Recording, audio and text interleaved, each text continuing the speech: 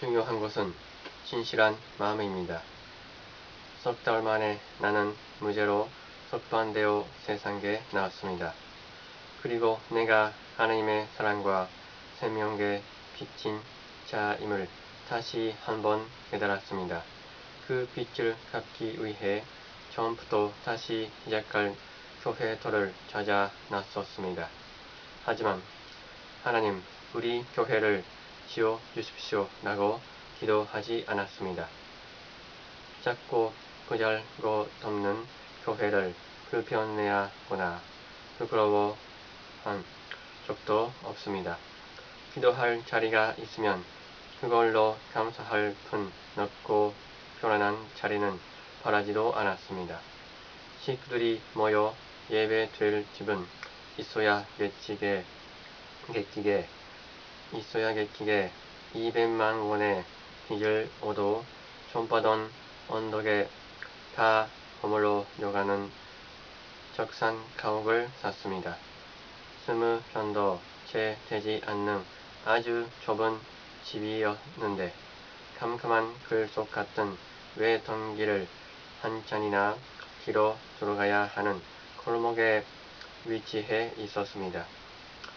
게다가 무슨 일이 있었는지 기둥이고 벽이고 모두 새까만 대로 뒤덮여 있었습니다. 교회 청년들과 함께 양잿물을 풀어 사흘을 내리 닦아대니 저먼때가 얼추 벗겨졌습니다. 손바닥 교회로 옮겨간 뒤 나는 거의 짐을 차지 않았습니다. 안방에 거부리고 앉아서 새벽 3시, 4시가 되도록 기도하다가 옷을 입은 그대로 잠깐 새우잠이 들면 또다시 5시에 일어나는 생활을 7년 동안 계속했습니다. 매일 1~2시간만 자도 졸린 기운 없이 눈이 새별처럼 저런저런 빛나고 피곤한 줄도 몰랐습니다. 할 일이 마음속에 꽉 차 있으니 밥을 먹는 시간도 아까웠습니다.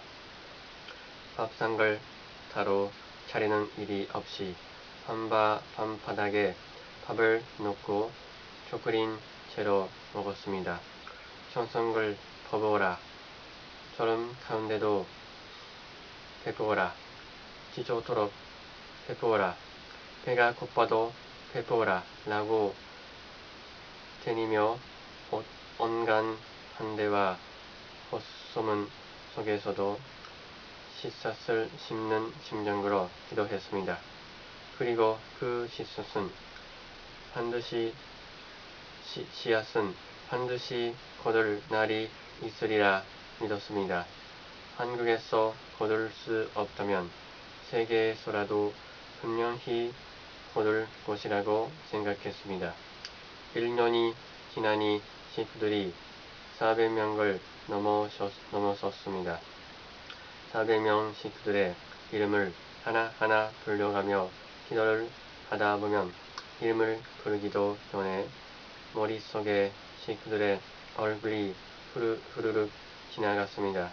그러면 식구들의 얼굴이 울기도 하고 웃기도 했습니다.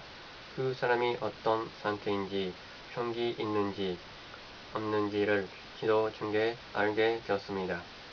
이름을 쭉 부르는 중에 오늘 이분이 교회에 오겠네 하면 그 사람은 연락 없이 교회에 왔습니다. 아픈 모습을 보인 사람을 찾아 어디가 아프지 않냐고 물어보면 그렇다고 대답했습니다. 선생님은 제가 아픈 걸 어떻게 아셨어요? 정말 신기합니다. 하고 식구들이 놀랄 때마다 나는 빙긋이 웃었습니다. 축복식 때의 일입니다.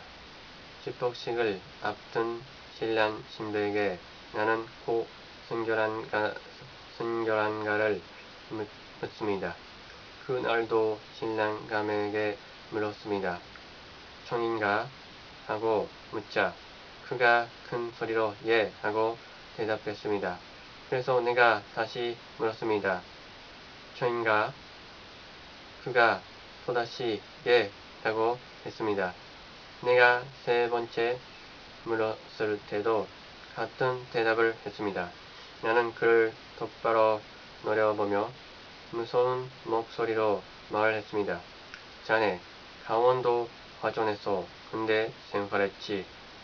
신랑감이 잔뜩 겁을 먹는 소리로 예 했습니다. 그때 휴가를 받아 서울로 오던 길에 요간에 들었지. 그날 붉은 치마 입은 여자와 달손했잖아. 뻔히 알고 있는데 어디서 거짓말을 해? 나는 화를 나며 그를 내쫓았습니다. 마음에 눈을 뜨고 있으면 숨기는 것까지 다 알게 됩니다. 사람들 중에는 하나님의 말씀보다 그 신통력에 끌려 교회에 나오는 이들도 있었습니다. 사람들은 영적인 능력이 최고인 줄 알고 매달립니다. 그러나 흔히 기적이라고 부르는 일들은 세상 사람들을 현혹시킵니다. 기사와 기적이 매달리는 것을 올바른 신앙이 아닙니다. 모든 죄는 반드시 속죄를 통해 복귀해야 하는 것입니다. 영적 능력의 길에서는 절대 안 됩니다. 교회가 자리를 잡아가면서 나는 더 이상 교인들에게 내 마음의 눈으로 본 것에 대해 이야기하지 않았습니다. 식구가 점점 늘어났지만 나는 수십 명이든 수백 명이든 한 사람을 대하듯 했습니다. 어떤 할머니든 어떤 청년이든 그 한 사람만을 상대하듯 정성을 다해 이야기를 들었습니다. 모든 식구에게서 문 선생이 대한민국에서 내 이야기를 가장 잘 들어주는 사람이라는 말을 들었습니다. 할머니들은 자기가 어떻게 시집을 가게 되었는지부터 영감이 어디가 아프다는 것까지 시시콜콜 이야기를 들어놓았습니다. 나는 남의 이야기를 들어주는 것을 정말로 좋아합니다. 그래서 누구든지 자기 이야기를 늘어놓으면 시간 가는 줄 모르고 듣게 됩니다. 10시간, 20시간이라도 마다하지 않고 듣습니다. 이야기를 경하는 사람의 마음은 지루박합니다. 자기를 구할 통가주를 찾는 것입니다. 그러니 정성을 다해 들어야 합니다. 그것이 그 사람의 생명을 사랑하고 내 생명의 빛을 갚는 길입니다. 생명을 귀하게 여기고 반드시 그것이 가장 중요합니다. 진정으로 마음을 다해 남의 이야기를 들어주는 것처럼 나의 진심도 시원하게 들려주고 눈물을 흘리며 기도했습니다. 눈물 흘리며 밤새 기도를 하니 마룻바닥이 마를 날이 없었습니다. 마룻바닥에 내 피땀이 그대로 젖었습니다. 훗날 미국에 머무는 동안 교회 식구들이 전파던 교회를 반듯하게 뜯어 고친다는 소식을 듣고 당장 공사를 중지하라는 전보를 줬습니다. 전파던 교회는 나 개인의 역사가 담긴 곳이기도 하지만 우리 교회의 역사를 그대로 증언하는 곳이기도 합니다. 제 아무리 멋있게 뜯어 고친들 역사가 사라지면 무슨 소용이 있겠습니까? 중요한 것은 번듯한 걸이 아니라 그 속에 깃든 뜻입니다. 부족하면 부족한 대로 거기에 전통이 있고 빛이 있으며 가치가 있는 것입니다. 전통을 존중할 줄 모르는 민족은 망하고 맙니다. 전파던 교회의 기둥에는 언제 무슨 일 때문에 그 기둥을 붙잡고 눈물을 흘렸는가에 역사가 그대로 새겨져 있습니다. 붙잡고 눈물 흘리던 기둥을 보면 통곡이 나오고 비뚤어질 문짝을 봐도 생각이 납니다. 그런데 지금은 옛날 마룻바닥이 다 없어졌습니다. 밤새 엎드려 기도하며 피눈물 흘리던 마룻바닥이 없어졌으니 그 눈물 자국 역시 사라졌습니다. 내게 필요한 것은 그런 아픔의 기억입니다. 모양이나 왜 가는 날과도 상관없습니다. 세월이 지나 우리에게도 잘 지어진 교회들이 많이 생겼지만 나는 그런 것보다는 손바닥 언덕 위에 비좁고 낡은 집을 찾아가 기도하는 것이 더 편안합니다. 평생을 기도와 설교로 살아왔지만 지금도 사람들 앞에 설 때는 두려움을 느낍니다.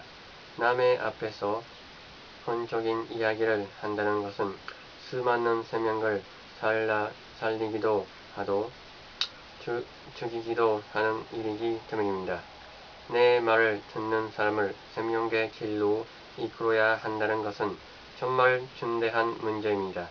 세상의 갈림길에 확실한 금을 긋는 결판이지 단판입니다. 나는 아직도 설교 내용을 미리 정하지 않습니다. 미리 준비를 하면 설교의 내 사적인 목적이 깨어들지도 모릅니다.